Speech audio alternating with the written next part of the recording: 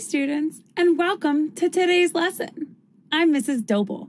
Today, we will investigate the question, how can we describe an object's motion? Are you ready?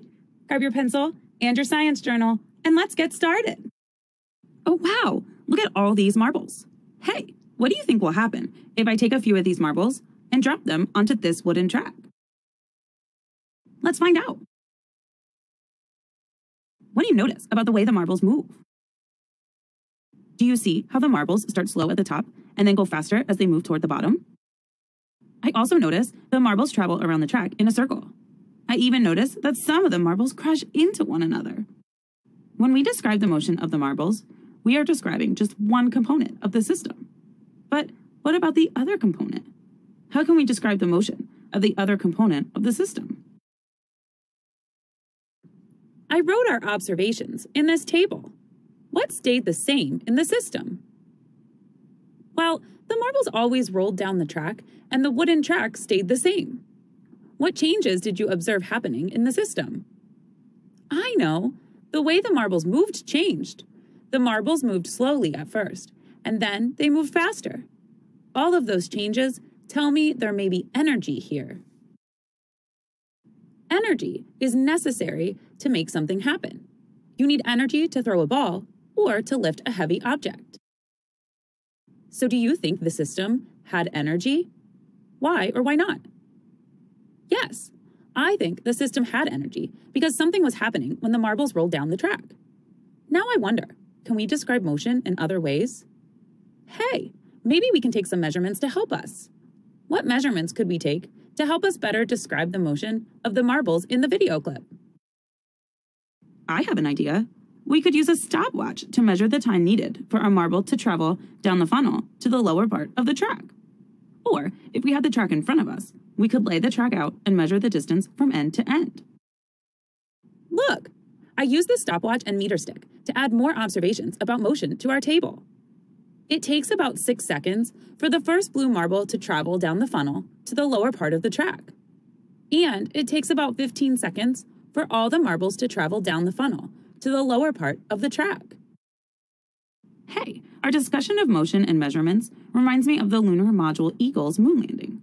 Do you remember when we listened to an audio recording of the conversation between astronauts on the Apollo 11 mission and the crew back on Earth? The astronauts were describing the motion of their spacecraft to the crew. Look at the transcript, or written record, of the conversation. What words do you see in the transcript that describe the motion of the spacecraft? I see the words down and forward. The astronaut said the lunar module was moving down and moving forward. I see the word right. The astronaut said they were drifting to the right a little. And hey, do you notice that the mission control and the astronaut describe measurements? For example, 40 feet measures distance, and 60 seconds measures time. Astronauts on space missions and on trips to the International Space Station use measurements to help them describe the motion of their spacecraft. I wonder, how can we describe an object's motion? Let's explore this question today by visiting 3 motion stations to observe the motion of different objects. We'll start with the ball station. How can we investigate motion by using these objects? Well, I know some balls can bounce. Do you think we can use the meter stick to hold the ball at a certain height and then let the ball drop to observe the way the ball moves? Oh, if the ball bounces, maybe we can use the stopwatch to see how long the ball bounces too. Let's try. As you watch the video clip, think about the question, how can we describe the ball's motion? Wow, that ball bounces fast. The ball only bounces for about 4 seconds before it stops. Let's watch again, but this time I'll slow the video clip down a bit to help us observe a little more easily. Oh, do you notice that the bounces get lower and lower? Let's watch it one more time and count how many times the ball bounces.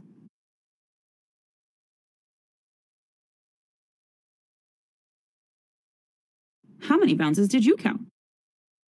The bounces were a little hard to count when the ball got lower, but I counted about 12 bounces. So how can we describe a ball's motion? I noticed that the ball bounces up and down. The bounces get lower and lower. The ball bounces about 12 times, and the ball bounces for about 4 seconds. What other observations do you have?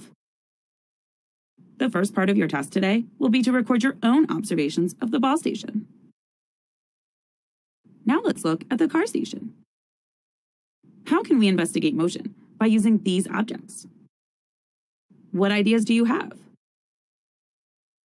Do you think we can push the car and measure how far it goes? What can we do with the blocks and the book? Do you think we can use those as obstacles?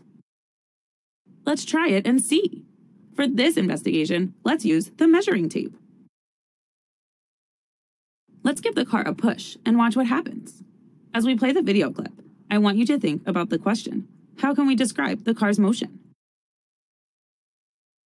What do you notice about the car's motion? I notice that the car moves in a straight line. I know it's hard to see, so I'll tell you that the wheels move in circles. I'll play this video clip a few more times.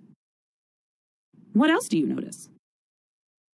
I notice that the car starts out fast and then slows down until it finally stops. The car travels 53 centimeters. Hey, I noticed that we gave the car a light push. Do you think if we push the car harder, the car will travel farther? Let's see. Ready? Wow, when we push the car harder, the car travels much farther. In fact, we cannot see where the car stops, and we can't see the end of the measuring tape.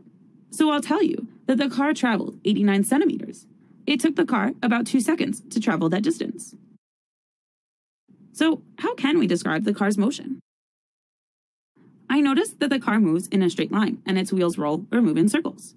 The car starts fast. It then slows down and stops without anything touching it.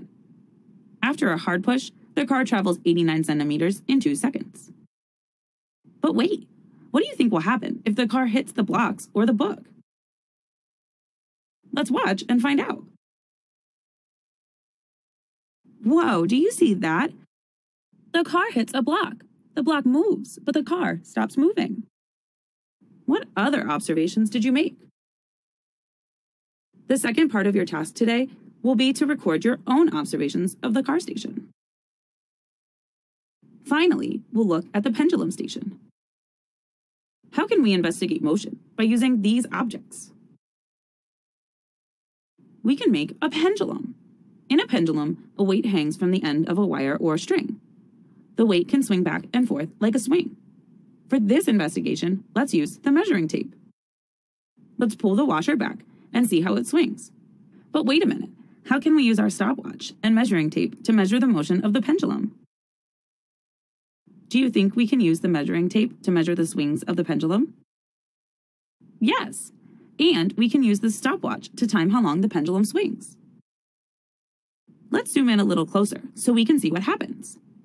As you watch the video clip, think about the question, how can we describe the pendulum's motion? Wow, do you see that? The washer and string swing back and forth. The swings go out to about 10 centimeters. We just watched the beginning of the video clip. What do you think will happen if we let the pendulum continue to swing? Will the swings stay the same, or will the swings change? Let's watch and see what happens. In this video clip, the pendulum has been swinging for 2 minutes. Wow, do you see that? The swings got much shorter than when we first released the washer. They now swing out to 5 centimeters. Do you think the washer and string will eventually stop swinging? Let's see what happens. In this video clip, the pendulum has been swinging for about 3 minutes and 50 seconds. Wow, the swings are much shorter. They only go out about 1 centimeter. The washer and string keep swinging until they finally stop. We can't forget to write down our observations in our chart. The washer and string move back and forth. The swings are long at first, but they get shorter and shorter. The washer and string keep swinging until they finally stop. Since I only showed you small clips of the video, I will tell you some of my observations too. The washer and string swing back and forth 55 times in 1 minute. The washer and string keep swinging for 4 minutes. What observations did you have? The final part of your task today will be to record your own observations of the pendulum station. Those investigations were fun. And hey, did you notice that we used each of these objects to describe a different type of motion? Look at all our observations. I wonder what other observations we can make about motion. Well, guess what?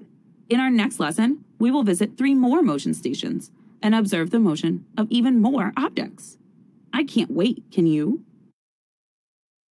Let's review your task for today. Record your observations for each station. Hi, students, and welcome to today's lesson. I'm Mrs. Doble. Today, we will continue to investigate the question, how can we describe an object's motion? Are you ready? Grab your pencil and your science journal, and let's get started. In our last lesson, we visited 3 motion stations where we observed the motion of a ball, a car, and a pendulum. We conducted investigations and described the motion of these objects. The investigations were so much fun. We recorded all our observations on this chart. Yell out some of the ways that we described motion. Yes, we used descriptions such as bounces up and down for the ball, moves in a straight line for the car, and move back and forth for the pendulum. We also used measurements of time and distance to help us describe motion. Well, guess what? We have 3 more stations to visit today.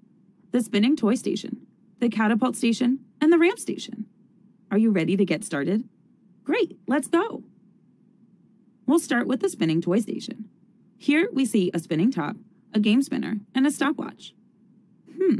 How can we investigate motion by using these objects? Let's start with the spinning top. How can we move this object? Oh, I know. We can move this object by giving it a quick spin at the top and then letting go. And how can we use the stopwatch? Do you think we can use the stopwatch to see how long the spinning top spins? I think so. Let's watch and see what happens when we spin the spinning top. I will play the video clip at a speed that is faster than normal so that we can watch the spinning toy the whole time it's moving. What do you notice about the spinning top's motion? I notice that the top spins around in a circle, but it doesn't roll like the car wheels. What do you notice about the speed of the top? Oh, I notice that the top starts moving fast, then it slows down. Finally, it falls over and stops moving. Remember, this video was played at a faster speed. At a normal speed, the top spins for 45 seconds. Now let's look at the game spinner. Have you ever played a board game with a spinner such as this one? How can we make the spinner move? We can flick the arrow to make the arrow move, and we can use the stopwatch to see how long the arrow spins. Here we go. Every time the arrow spins, I see that the arrow of the spinner spins around fast at first. Then it slows down and stops. I used the stopwatch to see how long the arrow spins also. The spinner spins for 2 seconds. What observations do you have? Part of your task today will be to record your own observations of the spinning toy station. Great! Now let's observe the objects in the catapult station. Here we have cotton balls, craft sticks, a spoon, rubber bands, and measuring tools. How can we investigate motion by using these objects? Well, the station is called the catapult station. Let's build a catapult with these materials. Yes, here's our catapult. How can we show motion with a catapult? Oh, can we pull the spoon back and then let go to fling the cotton ball into the air? I think so. And we can use the measuring tape to measure how far the cotton ball goes. Let's watch. What do you notice about the motion of the catapult and the cotton ball? First, I pull the spoon back. When I let go, the spoon pops back up. I also notice that the cotton ball moves in an upside-down U shape in the air.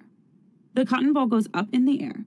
It moves farther and farther away until it falls down. I know the meter tape is hard to see, so I will tell you that when I let go of the spoon, the cotton ball goes 40 centimeters. Now for our last motion station, the ramp station. Here we have a book, wooden blocks, a clipboard, and measuring tools. How can we investigate motion by using these objects? Well, the station is called the ramp station. Let's make a ramp with these objects. Yes, here's our ramp. We made the ramp so the top is 11 centimeters high. But, what can we slide down the ramp? Oh, we only used 2 of the blocks to prop up the clipboard. Let's slide the 3rd block down the ramp. And we can measure how far the block goes with the measuring tape.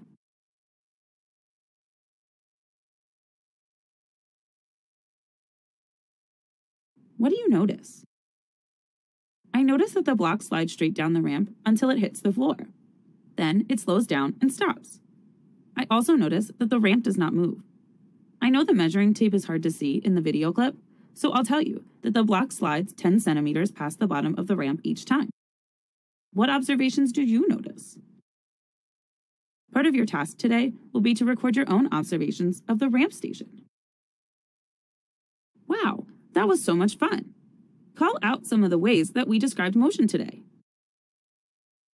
We used descriptions like spins around in a circle for the spinning toys, moves in an upside-down U-shape for the catapult, and slides straight down for the ramp station. Can you name any other ways that we described motion?